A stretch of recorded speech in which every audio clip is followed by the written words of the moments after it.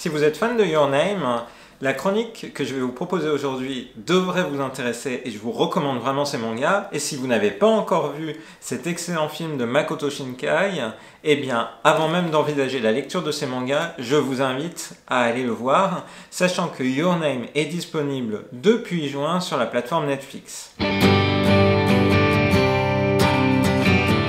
Bonjour les Sakura, c'est Morgane. On se retrouve pour une nouvelle chronique manga, cette fois-ci dédiée à Your Name, On Other Side Housebound. Donc une toute petite série de 2 tomes qui se déroule dans l'univers de Your Name.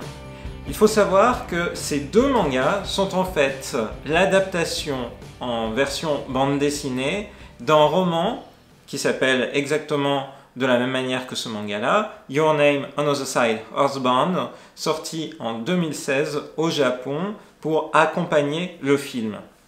Ce roman, en un tome, raconte en fait 4 histoires, 4 petites séquences qui permettent d'explorer plus en détail certaines scènes, mais aussi les motivations et le passé de certains personnages.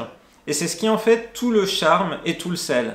Si vous avez aimé Your Name, vous devriez trouver votre compte avec ces 2 tomes que j'ai découverts et avec beaucoup de plaisir.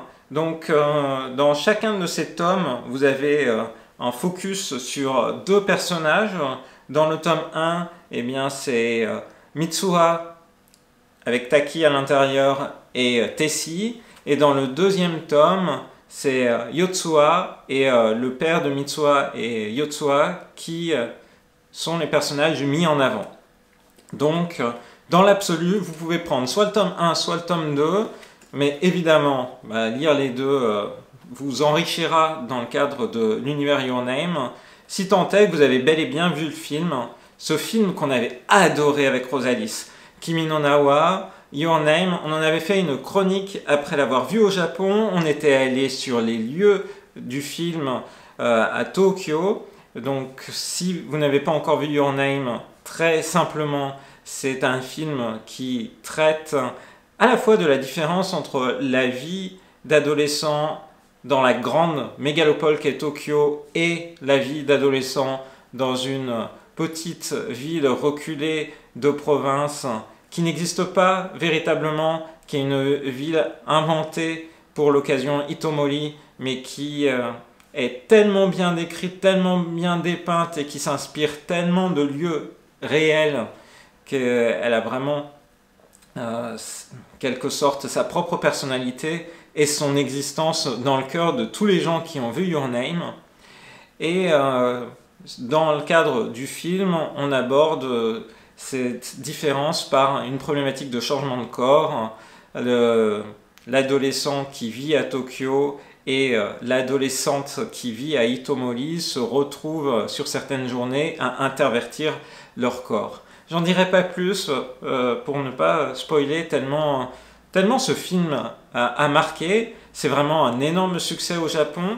Et le fait qu'il ait bénéficié d'un roman additionnel pourrait se voir comme une pure opération commerciale, mais pas seulement, puisque Arata Kano, qui a signé le scénario de ce manga, mais en pratique qui a écrit la version roman, sortie donc comme je le disais en 2016 au Japon, malheureusement pas disponible en France, de Your Name on Other Side Housebound, a vraiment échangé avec Makoto Shinkai dans le cadre de l'écriture de ces personnages. Et c'est un petit peu comme si, en lisant ces 2 tomes, on avait l'occasion d'aller explorer les fiches d'écriture de chacun de ces personnages, de mieux comprendre des scènes qui sont un peu rapides dans le film. Je pense par exemple à la scène où Mitsuha, Tessie et puis leurs copines de classe sont en train d'aller prendre un café au café de leur village, c'est-à-dire juste au distributeur automatique. Et par exemple, dans ce tome-là, donc dans l'histoire qui est dédiée à Tessie, il y a un moment où il explique que, bon, effectivement, pour l'instant, ce n'est qu'un distributeur de café, mais bientôt, plus tard, j'arrangerai les choses.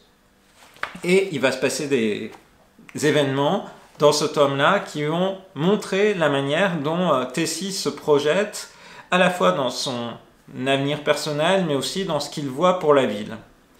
De la même manière, ce que j'ai aimé dans ce manga, c'est les dessins de Junya Nakamura qui redonnent vie complètement à Hitomori. Ces 2 tomes se passent bel et bien à Hitomori, donc cette ville imaginaire caractéristique de la province japonaise.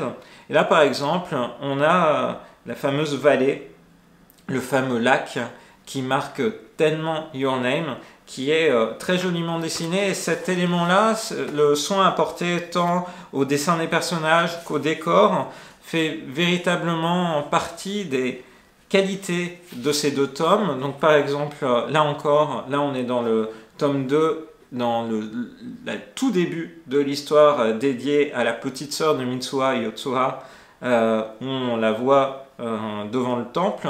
Là encore, tout de suite, avec une double planche qui ouvre le chapitre, on est dans l'ambiance, on est à découvrir ça. Et finalement, ce qui m'a le plus intéressé, à la fois surpris, interpellé, c'est la 4e et dernière histoire qui est dédiée au père de Mitsuha et de Yotsuha et qui retrace la manière dont cet homme arrive d'une université dans laquelle il est en train d'effectuer des recherches dans la ville de Hitomori et va finalement s'y installer avec tous les drames qui ont aussi émaillé sa vie. Mais ça permet de creuser beaucoup plus le personnage que ce qu'on a pu voir dans le film qui est juste suggéré. Donc vous voyez, c'est par exemple plus de la moitié de ce tome 2. Et au final, on a vraiment l'occasion avec ces 2 tomes de plonger, de replonger dans l'univers de Your Name, mais avec une histoire qui n'est pas une histoire purement anecdotique, qui serait une sorte de spin-off mal inspiré de l'œuvre de Makoto Shinkai, mais plutôt d'aller véritablement dans le détail de la motivation, du passé, de la manière dont ils se projettent eux-mêmes dans l'avenir des personnages que j'évoquais auparavant. Donc, si on omet le fait que la toute première histoire peut donner un peu l'impression quand même d'être fanservice, puisque la toute première histoire, c'est Taki qui se retrouve dans le corps de Mitsuha sans véritablement apporter quelque chose de décisif par rapport à la compréhension des 2 protagonistes que sont Taki et Mitsuha, la suite est beaucoup plus intéressante et je ne peux que recommander pour tous les fans de Your Name Another Side Husband, sorti au Japon en 2018 et 2019, en France en 2019-2020 chez Pika. C'est vraiment de très beaux ouvrages pour accompagner le visionnage ou le revisionnage de Your Name, ce film emblématique de Makoto Shinkai.